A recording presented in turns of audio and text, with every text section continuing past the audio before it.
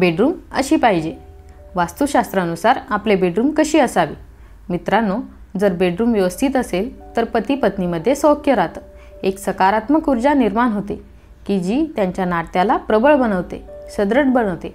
मित्रांनो, पती पत्नीमधील नातं अत्यंत महत्त्वाचं असतं. घराचं आर्थिक स्थैर्य टिकवण्यासाठी घरामध्ये जर माता लक्ष्मी स्थिर राहायची असेल तर त्यासाठी पतीने पत्नीचा सन्मान करणं आणि पत्नीने पतीचा मान राखणं अत्यंत महत्त्वाचं असतं. मात्र बेडरूममध्ये जर व्यवस्थित नसेल, वास्तुशास्त्रानुसार जर काही चुका असतील तर त्यामुळे मोठ्या प्रमाणात निगेटिव्ह एनर्जी त्या ठिकाणी निर्माण होते आणि मग या सर्वच गोष्टी विस्कटतात. चला तर मित्रांनो, जाणून घेऊया की वास्तुशास्त्रानुसार आपले बेडरूम कशी असायला हवी. मात्र मित्रांनो, त्यापूर्वी एक छोटीशी विनंती करते. जर आपण अजूनही आमच्या कल्याणकर मराठी या यूट्यूब चॅनलला सबस्क्राईब केलं नसेल तर मित्रांनो कृपया सबस्क्राईब करा. आपण चॅनलला सबस्क्राईब केल्यामुळे आम्हाला अशाच प्रकारचे महत्त्वपूर्ण व्हिडिओ बनवण्यासाठी मदत आणि प्रोत्साहन मिळतं. मित्रांनो, सर्वात पहिली गोष्ट की आपल्या घरामध्ये जी बेडरूम आहे तिची दिशा कुठे असायला हवी? सर्वात चांगली दिशा आहे नैऋत्य दिशा. आपल्या घराच्या नैऋत्य कोपऱ्यात म्हणजे दक्षिण आणि पश्चिम या दिशांच्या मधली जी दिशा आहे त्या ठिकाणी जर आपली बेडरूम असेल तर त्यामुळे आपल्या घरातील सर्व लोकांना आरोग्याची प्राप्ती होते, घराची भरभराट होते, पैसा येऊ लागतो, माता लक्ष्मी टिकते, तसेच पती पत्नीमध्ये अत्यंत प्रेम वाढतं. आता चुकीची दिशा आहे ते पहा, आग्नेय दिशा आणि ईशान्य दिशा. या दिशा टाळायला पाहिजे. जर तुमची बेडरूम आग्नेय दिशेला असेल तर पती पत्नीमध्ये भयंकर प्रमाणात वाद होतात.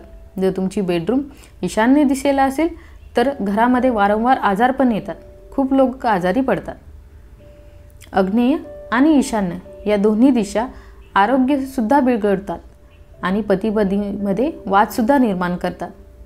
तुमच्या मुलांची बेडरूम ही पूर्व किंवा वायव्य दिशेला असावी.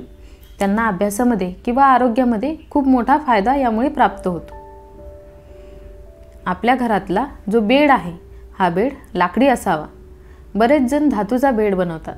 धातूचा जो बेड असतो त्यातून नकारात्मक स्पंदने निर्माण होतात आणि ही स्पंदने अतिशय घातक असतात. म्हणूनच लाकडीचाच आपण बेड घ्यायला हवा. बेडवरती झोपताना आपलं डोकं हे पश्चिमी दिशेला यायला हवं किंवा दक्षिण दिशेला यायला हवं. बेडच्या खाली स्टोरेजमध्ये देवी देवतांची प्रतिमा, गौरीचे मुकुटे इत्यादी ठेवू नयेत.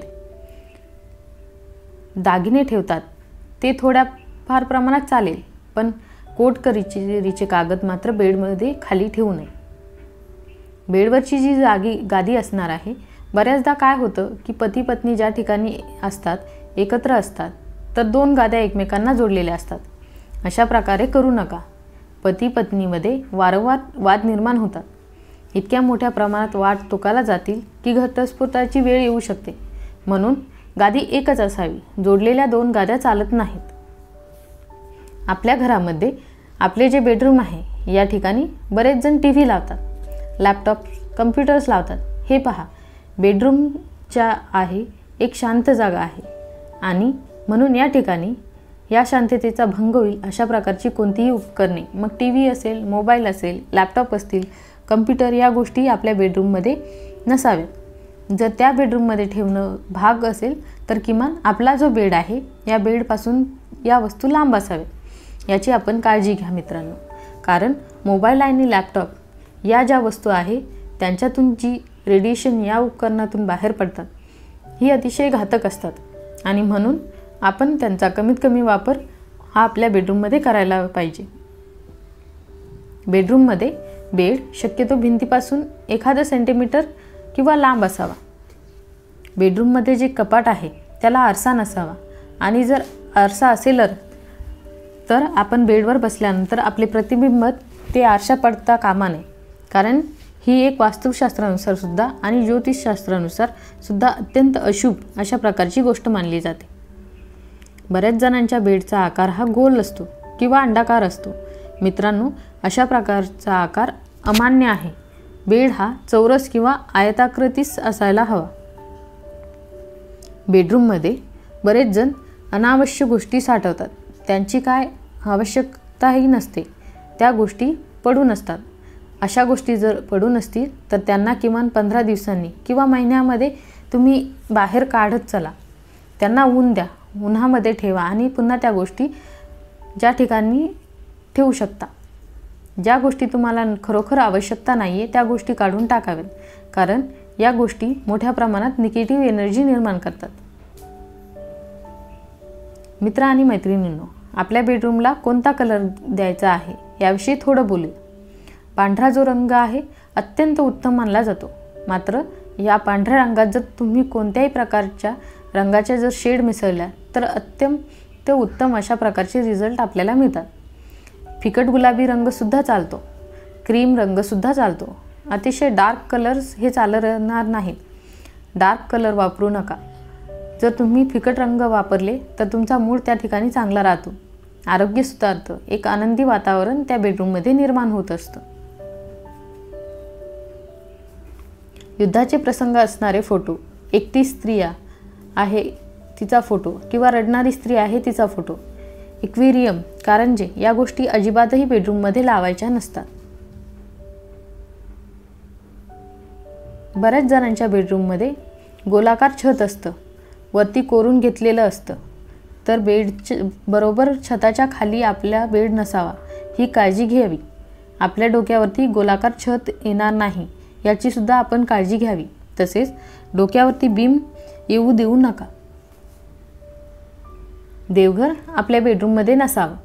जर ते ठेवायचंच लागेल, त्याला जर पर्याय नसेल तर आपले पाय देवाकडे जाणार नाहीत याची सुद्धा आपण काळजी घ्यायला हवी. तुमच्या बेडरूमला टॉयलेट जर असेल तर त्याचा दरवाजा हा शक्यतो बंद असावा, कारण टॉयलेट बेडरूममध्ये असल्यास मोठ्या प्रमाणात निगेटिव्ह एनर्जी ही बाहेर पडत असते आणि ही बाहेर पडून आले आपल्या बेडरूममध्ये येऊ नये यासाठी हा आपण दरवाजा बंद ठेवायला हवा. भिंतीला एक फॅमिली फोटो जरूर लावावा. फॅमिली फोटोमधले सर्व लोक शक्यतो हयात असावे. एखाद्या फॅमिली फोटोमध्ये मृत व्यक्ती असेल तर असा फोटो मात्र लावू नये. बरेच जण आपल्या वाडवडिलांचे, पूर्वजांचे जे मृत झालेले आहेत अशा पुरुषांचे फोटो लावतात. मित्रांनो, बेडरूममध्ये अशा लोकांचे फोटो लावण्यासाठी नाही आहे आणि म्हणूनच पूर्वजांचे फोटो लावणे कटाक्षाने आपण टाळायला पाहिजे. मित्रांनो, बेडरूममधील सर्वात प्रसन्न असावं यासाठी तुम्ही काही सुगंधी द्रव्य अत्तर वापरू शकता. परफ्यूम किंवा कॅन्डल्स मिळतात. परफ्यूम तर अशी काही पदार्थ तुम्ही वापरा की ज्यामुळे बेडरूममधील वातावरण हे आल्हाददायक बनेल. आठवड्यातून किमान 1 दिवस तरी मिठाच्या पाण्याने फरशी पुसून घ्या. एका बकेटमध्ये केवळ 1 चमचा मीठ टाका, चांगले ढवळा आणि त्यानंतर त्या पाण्याने तुम्ही फरशी पुसून घ्या. निगेटिव्ह एनर्जीचा नाश करण्यासाठी हा उपाय आहे. अत्यंत प्रभावशाली उपाय आहे किंवा तुमच्या बेडरूममधीलच नव्हे तर तुमच्या घरातील संपूर्ण फरशी तुम्ही अशा प्रकारे या मिठाच्या पाण्याने धुवू शकता. मित्रांनो, मिठाला वास्तुशास्त्रामध्ये, ज्योतिषशास्त्रामध्ये महत्त्व आहे, म्हणूनच हा उपाय आपण नक्कीच करायला हवा. झाडे झुडपे बेडरूमच्या आतमध्ये लावू नयेत, कारण झुडपं किंवा झाड ही रात्री ऑक्सिजन ओढतात आणि कार्बन डायऑक्साईड सोडतात. त्यामुळे झोपेत जड वाटणे, दबका पडणे असं शक्य आहे. बरीच मंडळी उशाखाली चाव्या, पैसे, कॅलेंडर, पैशाची पाकिट आणि बरंच काही ठेवत असतात. त्यांनी गादीखाली शक्यतो या गोष्टी ठेवू नये. यासाठी कपाटाचा वापर करावा किंवा बेडच्या बाजूला जर तशी जागा केली असेल, साईड टेबल, तर त्याचा उपयोग करावा. बरीच मंडळी बेडवर बसूनच जेवण करतात. वास्तुशास्त्रामध्ये हे फार निषेध सांगितले आहे.